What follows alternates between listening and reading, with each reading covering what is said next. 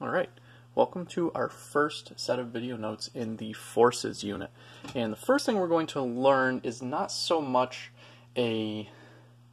well, it is a forces topic, but it's really just an extension of something that you've already done. We've looked so far at two different ways to add vectors. Remember, vectors are just measurements that need a magnitude and a direction to be complete. Both of those are important, as opposed to a scalar, where just the magnitude is important.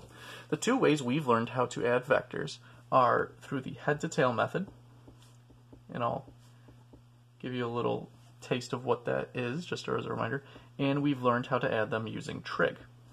So, head to tail, what you do is you line up your vectors with the heads, excuse me, the heads and the tails touching.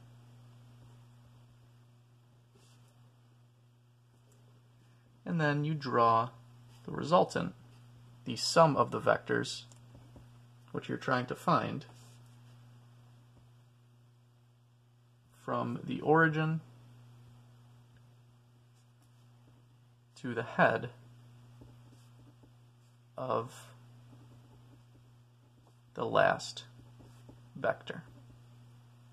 Okay, so just as a reminder, what that might look like is if you have some vectors that look like this, you have one in this direction and one, let's say, in this direction, your resultant is right here.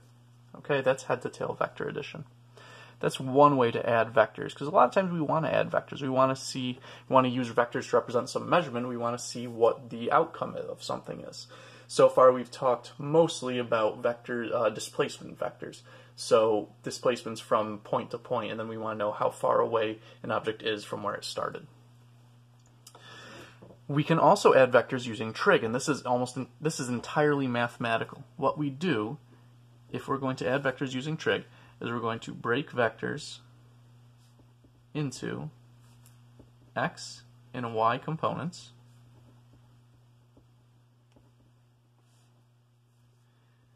We add the x's and the y's together, and we use Pythagorean theorem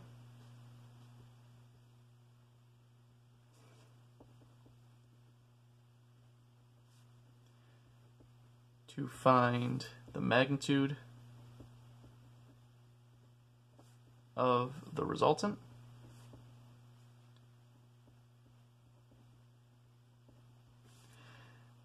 And we also use inverse tangent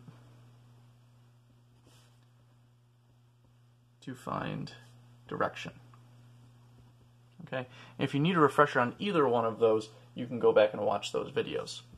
What we're going to learn today is our third and final way to add vectors. This is called the tail-to-tail method. You might also hear this called the parallelogram method. The catch with this is you can only use it if you are dealing with adding two vectors at once. So it can only use for two vectors at a time. So at this point, after we've gone over this method, you can use any of these three methods for adding vectors. I don't care which you use. Sometimes you're steered towards one method as opposed to another, but at this point you should be comfortable with using all three, and you have the option to use all three. So again, just like I did with the last couple of times that we've learned how to add vectors, I'm going to give you the directions below, and then we're going to actually add them as I'm giving the directions on this set of axes. So our example is calls for us to add the following vectors: a 4 centimeter vector at 30 degrees from the positive x-axis, and 5 centimeters at 105 degrees from the positive x-axis. So if we just want to make a little sketch real quick, okay, let's imagine we're trying to add this head to tail. 4 centimeters at 30 degrees, so let's see, let's make it about there. 5 centimeters at 105 degrees, there. So we're looking at something probably in the first quadrant, decent sized, bigger than either of our original vectors. Okay, there's our just kind of what we're aiming for here. The first step in tail-to-tail vector addition is to draw the vectors. You draw both vectors starting from the origin. So both vectors are going to start right here, so we might as well get to drawing them. So 4 centimeters, let's see, I'm going to have it 30 and 105 degrees, so I might as well get the directions down now. So there's a mark at 30, here's a mark at 105, okay? And it says 4 centimeters in the 30 degree direction.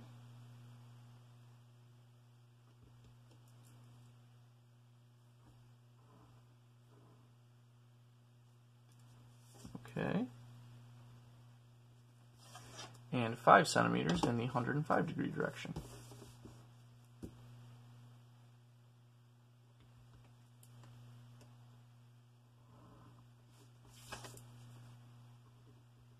Okay, so there we go. There's my 2 vectors.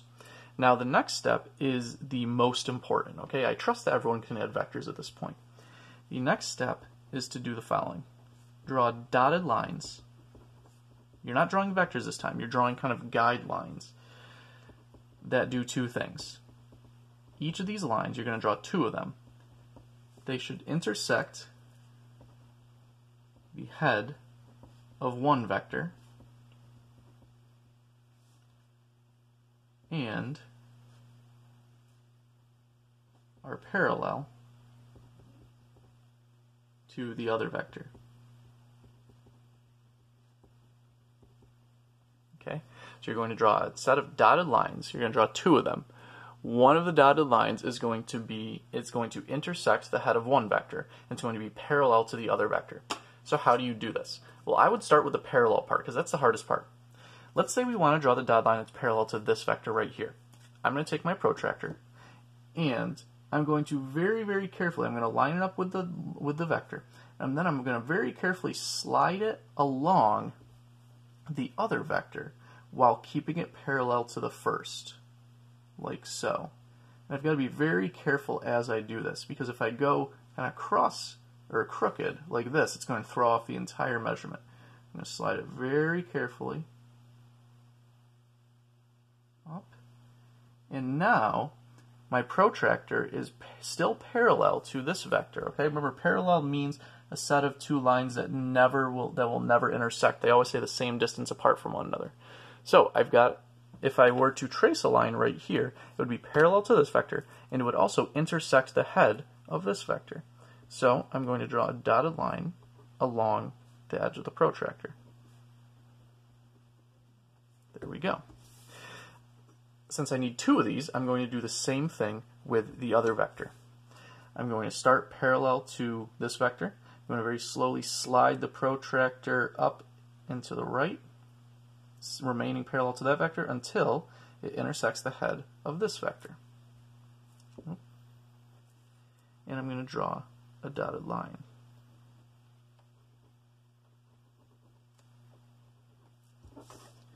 Now,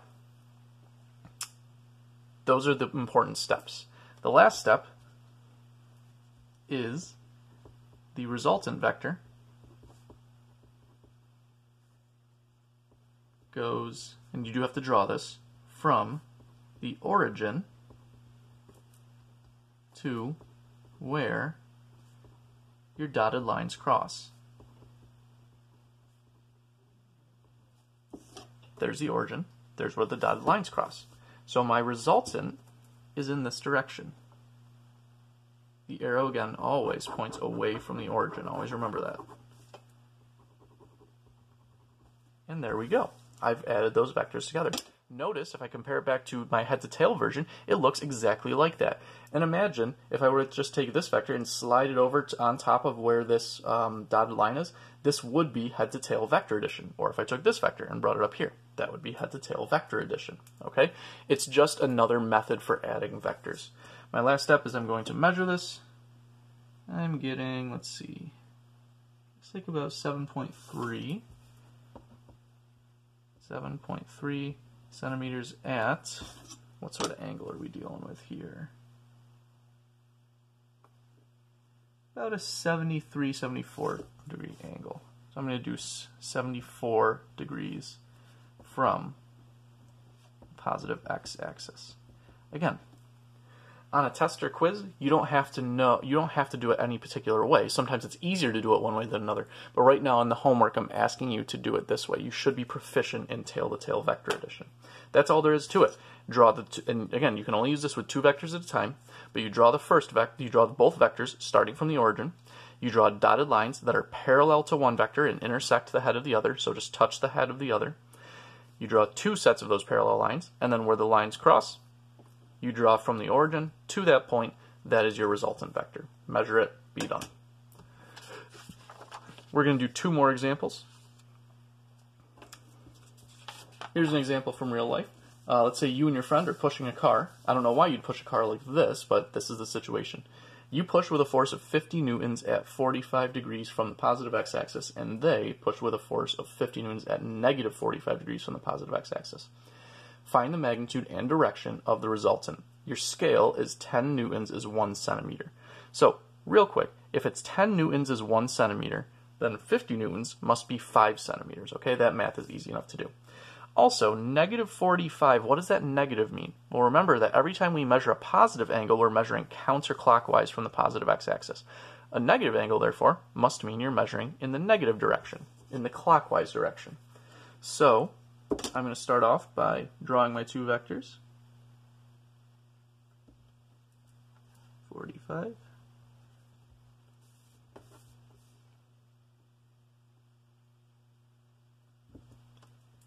And 45.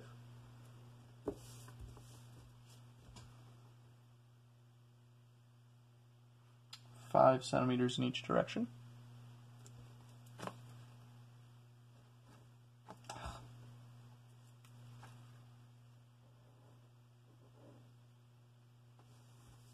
Oh, that's terrible. Let me try again.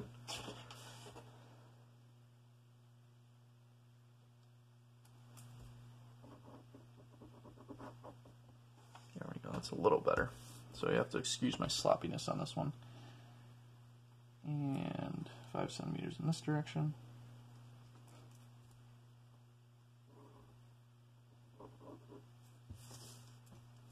Arrows on both.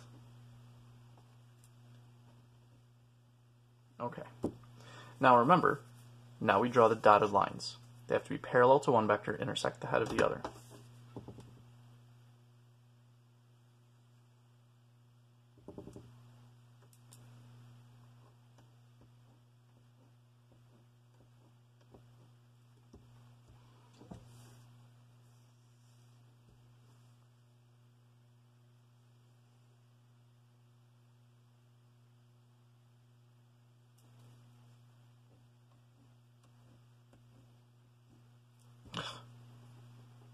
Not having very good luck with my protractor today.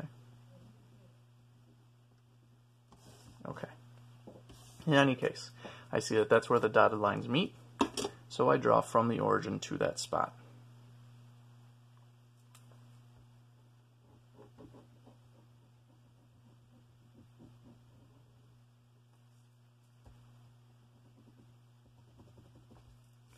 I measure it.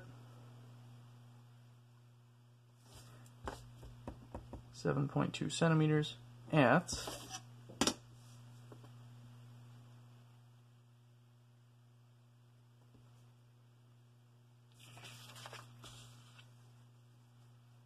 looks like about 1 degree. Really should be 0 degrees, but no measurement can be perfect.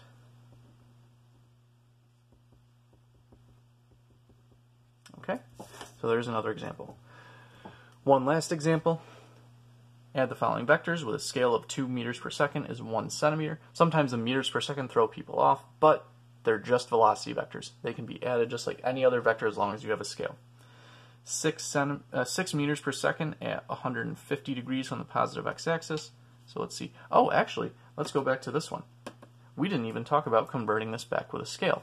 It's not really 7.2 centimeters, since 1 centimeter is 10 newtons. This is really 72 newtons, converting back with a scale. Don't leave your answer in centimeters if the question is about, has different units than that. Use the scale to convert back. Anyways, back to this question. 6 meters per second at 150 degrees from the positive x-axis. Let's see, that's really going to be 3 centimeters. since the scale is 2 meters per second, is 1 centimeter.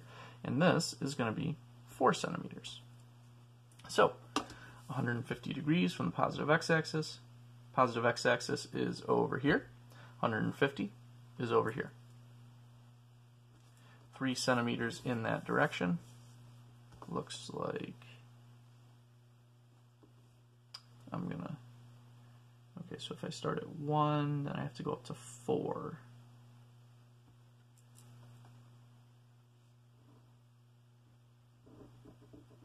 There we go.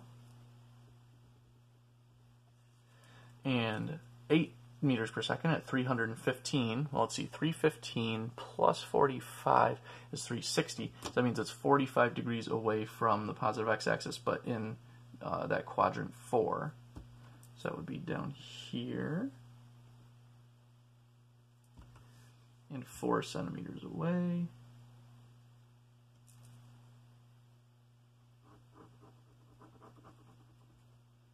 There we go. Okay, there's my 2 vectors. I draw my dotted lines. This set of dotted lines looks a little weird because the vectors are in such strange angles. But you still just do the exact same thing. Line up my vector, slide it down, make sure it stays parallel with the first. Okay, there we go.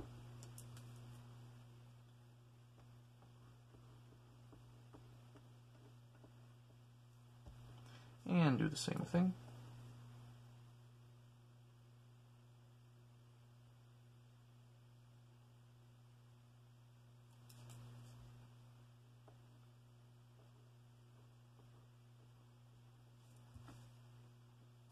All right, and now we draw. Dotted lines cross right about there. There's my vector. Has a magnitude of, let's see, that looks like about 1.4, so 2.8 meters per second. And that angle, let's see, so it's definitely over 270. Let's see by how much. Line the paper up with a straight line. Oh, looks like about 10 degrees over. So I'm going to say 2.8 centimeters at 280 degrees from the positive x-axis. Okay?